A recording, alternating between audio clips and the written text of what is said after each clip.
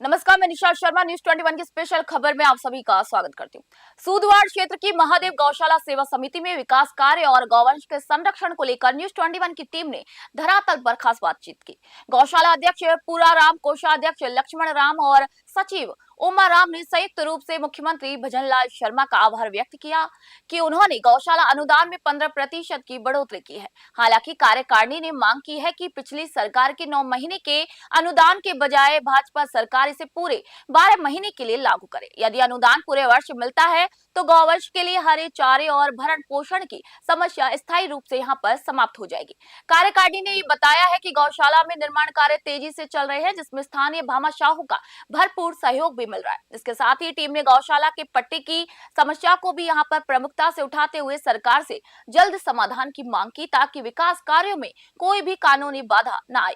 Camera person Ganesh Singh के साथ news 21 के लिए वरिष्ठ संवाददाता सुनील खींची की विशेष रिपोर्ट आप देख रहे हैं। नमस्कार, आप देख रहे हैं न्यूज 21 और मैं आपके साथ सुनील खींची। दोस्तों, आपको पता है हम लगातार गौशालों से संबंधित मुद्दे, मसले, समस्याएं उठा रहे हैं। वैसे तो आपने देखा होगा कि हम हर डिपार्टमेंट का मुद्दा उठाते हैं, लेकिन इस बार हमारी जो टीम है, काफी समय से हम गौशालों से संबंधित मुद्दे, मसले, समस्याएं उठा रहे हैं कि गौशालाओं में किस प्रकार की स्थितियां हैं, किस प्रकार मुद्दे, मसले हैं और क्या व्यवस्थाएं हैं। और मैं दर्शकों को बताना चाहूंगा कि राजस्थान गौ सेवा संघ एक बीकानेर के अंदर महाआंदोलन हुआ था। उसके अंदर जो इनकी मांगे थी, जो गौशालाओं की जो राजस्थान गौ सेवा संघ की जो मांग थी, वो मांगे नहीं मानी गई है सरकार की तरफ से। तो ये वो मांगे थी कि जो 9 महीने का अनुदान है वो 12 महीने का किया जाए। बिजली, लाइट, पानी की निकासी, पेयजल की व्यवस्था और जो बिजली बिल है वो सरकार वहन करे, एमएलए एमपी कोटे के द्वारा करे, क्योंकि एमएलए एमपी कोटे को विकास के नाम पर करोड़ों का फंड दिया जाता है, लेकिन धरातल पर देखा जाता है तो विकास शून्य के बराबर मिलता है। और गौशालों में अगर 10, 15, 20 लाख या 5 लाख कितना भी अगर गौशालों में कुछ एमएलए एमपी कोटे से दिया जाए तो इनकी हर तरफ की जो सुख सुविधा है वो इनको मिल सकती है। आइए जानते हैं, आज हम महादेव गौ सेवा समिति के अंदर हैं और यहाँ के जो अध्यक्ष ओमाराम जी हैं, सचिव साहब, वो हमारे साथ जुड़े हैं और यहाँ के जो ग्रामीण और आसपास के क्षेत्र के किसान लोग और यहाँ के सदस्य हैं वो हमारे साथ लाइव तस्वीरों में न्यूज 21 चैनल के माध्यम से जुड़े हुए हैं। उनसे खास बातचीत करते हैं कि इस गौशाला की कब से स्थापना हुई और बात करें समस्याओं की, तो इस गौशाला में किस प्रकार की समस्या है। सर, पहले तो ओमाराम जी है, सचिव साहब जुड़े हुए हैं। सर, पहले तो हमारे चैनल में आपका स्वागत है। धन्यवाद। Thank you. ओमाराम जी, आप सचिव पद पे हो, इस गौशाला का अभी आपने गठन किया गया है। और बात करें, जाहिर सी बात है कि गौशालाएं चलती है 50% जन सहयोग और 50% सरकारी अनुदान के द्वारा गौशालाएं चलती है। आपकी गौशालाओं में किस प्रकार इसको मेंटेनेंस कर रहे हो? अभी तो जन सहयोग से ही चल रही है, ठीक है। क्योंकि अभी हमारा रजिस्ट्रेशन 6 महीने पहले हुआ है। अभी कोई सरकारी अनुदान नहीं आ रहा। क्यों नहीं आ रहा है अनुदान? इसके लिए आपने भौतिक सत्यापन वगैरह या इसकी डॉक्यूमेंट फाइल वगैरह जारी की है? हाँ, अभी की है सर। क्या आश्वासन मिला है आपको गोपालन विभाग की तरफ से? क्या आश्वासन मिल रहा है कि हो जाएगा सर, अभी मिल जाएगा आगे से। ठीक है सर, बात करें कि ठीक है, आपका तो अभी नई गौशाला आपने चलाई है और इस गौशाला में किस प्रकार की स्थितियां हैं, क्या आप इसमें समस्याएं आती है आपको? समस्या सबसे ज्यादा फाइनेंशियल समस्या है, ठीक है। क्योंकि सिर्फ गांव के सहयोग से ही गौशाला चल रही है, तो थोड़ा सहयोग, पैसों की कमी है। ठीक है। हम हमारे साथ युवा जुड़े हुए हैं, युवाओं से भी, क्योंकि आजकल यहाँ इस क्षेत्र के जो युवा है वो काफी गौ माता की सेवा करने में अहम माने जाते हैं। उनसे खास बातचीत करते हैं कि इस गौशाला को लेकर उनकी क्या प्रतिक्रिया है। भैया नमस्कार, क्या परिचय आपका? जी नमस्कार, हमारी महादेव गौशाला सूदवाड़ है। क्या नाम है आपका? सुशील नाम है। सुशील जी, युवा हो, शिक्षित हो, आजकल युवा है जो युवा इधर गौशालाओं की, क्योंकि देखा जाता है कि गौ माता को राष्ट्रीय माता का दर्जा देने के लिए भी सरकार अब एक मुहिम जारी कर रही है और इसकी सेवा के लिए भी अपने आज युवा है, तो आप क्या प्रेरित करना चाहोगे न्यूज 21 नेशनल चैनल के माध्यम से? युवाओं को क्या गाइड करना चाहोगे कि बढ़ चढ़कर गौ माता की सेवा की जाए? और बात करें समस्याओं की, किस प्रकार है? जी, युवाओं को यही कहना चाहता हूँ कि गौशाला में आवे, सेवा करें, अपना जो भी काम है, जो लाभ से बनाना, हर अमावस की, पूनम की, 11 की, ऐसा करके। कितने गौंस है वो आपके पास ओम जी? कितने गौंस है? और मान लो इनका जो अनुदान है वो किस प्रकार आप चाहते हो? क्योंकि अभी जो 25-50 अनुदान दे रही है सरकार वो आपका जारी होगा। कई कार्यकारिणी टीम, गौशालाओं की कार्यकारिणी, आसपास की जितनी भी गौशालाएं कार्यकारिणी टीम हम मिले हैं, उनका ये मानना है कि जो 25 और 50 रुपए अनुदान दे रहे हैं वो कम है। कम से कम 50 और 100 रुपए खर्चा आता है, तो सरकार इस बजट जो अनुदान है उसको बढ़ाया जाए और 9 महीने का जो अनुदान दिया जाता है उसको 12 महीने का करे, ये भी मांग उठ रही है। बिल्कुल सर, क्योंकि 50 और 25 में नहीं चल रही है सर।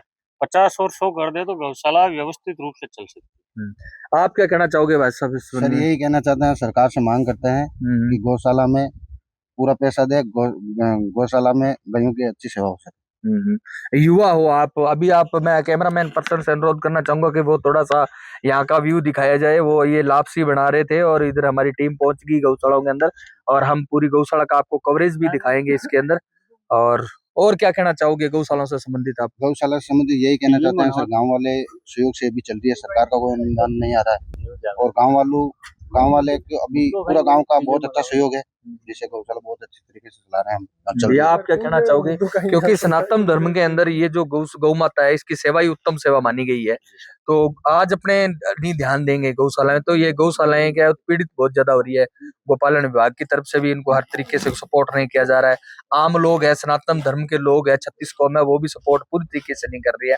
अगर इस चैनल के माध्यम से कोई भाई कोई सेवा देना चाहे, सपोर्ट करना चाहे इस गौशालाओं को सोशल मीडिया न्यूज 21 के चैनल के माध्यम से, तो आपकी क्या राय रहेगी? सबको आना चाहिए, गांव वालों को सेवा बात देनी से- चाहिए। यहाँ पे पास में सब गांव की गायें हैं, इनकी देखभाल करनी चाहिए। और क्या यही है। ओम जी, आजकल गौशालाओं के नाम पर क्या है कि थोड़ा सा लोग इसको बिजनेस के तौर पे भी देख रहे हैं। आपकी क्या राय है? आप क्या कहना चाहोगे? सर इसको बिजनेस के से नहीं देखना चाहिए, इसको सेवा भाव से सेवा देख सकते।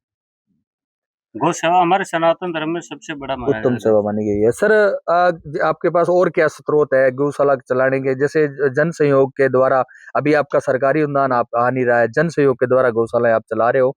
अगर ये वीडियो वायरल होता है, अगर ये राजस्थान देश प्रदेश के अंदर ये वीडियो फैलता है, अगर कोई भाई कोई भी भाई अगर सेवा देना चाहते हैं इस गौशाला में सोशल मीडिया के माध्यम से, आपका क्या कॉन्टेक्ट नंबर है, क्या स्थायी पता है?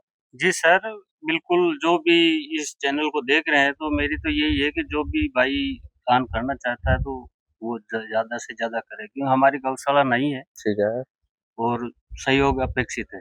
सर, एक मुद्दा और भी उठाया है हमने आसपास की समस्त गौशालाओं का कवरेज उठाया है कि जो 99% गौशाला है वो गोचर भूमि में है, उनका अतिक्रमण हटवा के वो जमीन गौशाला पे हैंडओवर करो और पट्टे का प्रावधान करना चाहिए, ताकि सरकार की अनुदान के अलावा कल को आपका अनुदान जारी हो जाएगा, उसके बावजूद भी एमएलए एमपी कोटे से करोड़ों का फंड देती है सरकार, लेकिन वो आपके पास पट्टा नहीं होने के कारण एमएलए एमपी का फंड है जो गौशालाओं को नहीं मिल पाता है। तो ये कार्यकारिणी टीम की मांग है कि गौशालाओं को पट्टे का प्रावधान करो और अनुदान के अलावा सरकार की और भी योजना है वो गौशाला में मिले। जी सर, बिल्कुल। हर गौशाला को पट्टा मिलना चाहिए, क्योंकि गोचर भूमि है, वो गायों की तो भूमि है, उसके लिए गौशाला के लिए पट्टा जरूरी है। आपके चिकित्सा की किस प्रकार की व्यवस्था है? मेन कड़ी आती है कि आजकल देखा जाता है कि 15-20 गौशालाओं के ऊपर एक पशु चिकित्सालय और एलएस की व्यवस्था है। जब तक वो एलएस आप बुलाते हो, जब तक वो गौशालाओं के अंदर एलएस आता है, जब तक कोई न कोई हानि हो जाती है। आप पशु चिकित्सालय या किस क्या आपकी क्या मांग रहेगी? जी सर, पशु चिकित्सक की तो मांग जरूरी है सर। गायों की हालत कभी कभी सर्दी ठंड वगैरह से बीमार हो जाती है तो डॉक्टर की तो जरूरत पड़ती है। नहीं, आपके अभी क्या एलएस की व्यवस्था क्या है? एलएस की व्यवस्था हम अपने स्तर से कर रहे हैं सर। ठीक है। जी सर। तो अभी आप जैसे अन्य स्रोत क्या है गौशालाओं के अंदर? अनुदान आ नहीं रहा है, तो गोबर वगैरह, खाद, दूध वगैरह किस प्रकार हो जाता है? दूध तो नहीं है सर, गोबर वगैरह बेच के चारा की व्यवस्था कर लेते हैं। ठीक है। आप देख रहे थे न्यूज़ 21 और मैं लगातार आपको दिखा रहा हूँ समस्त राजस्थान की गौशालाओं का हम कवरेज कर रहे हैं। काफी समय से हम इस काम में लगे हुए हैं कि हम ये चाह रहे हैं कि गौशालाओं को उनका हक दिया जाए। सरकार डबल इंजन की सरकार है, डबल इंजन की सरकार को गौशाला को उनका जो 22 और 44 अनुदान दिया है वो बढ़ाना चाहिए। कार्यकारिणी टीम की मांग है 25-50 से कम 100 और 50 हो, और 9 महीने का अनुदान है वो 12 महीने का हो, और 99% गौशाला है वो गोचर भूमि में है, उसका अतिक्रमण हटवा के वो जमीन गौशाला का हैंडओवर करो और पट्टे का प्रावधान करना चाहिए। जब सरकार एक मध्यम वर्ग आदमी के लिए पट्टा जारी कर रही है गोचर भूमि के अंदर और मकान बना के दे रही है इंदिरा आवास योजना के तहत, तो लेकिन ये तो जो जमीन है गौशालाओं की है, गौ माता की है, इनकी जमीन पट्टे का प्रावधान क्यों नहीं कर रही है सरकार? इस वीडियो को लाइक करें, कमेंट करें, शेयर करें, और आगे भी हम आपको यही गौशाला का कवरेज दिखाते रहेंगे। थैंक यू, जय हिंद। सर, हमारे चैनल में 10 मिनट देने के लिए बहुत बहुत धन्यवाद। थैंक यू सर, धन्यवाद।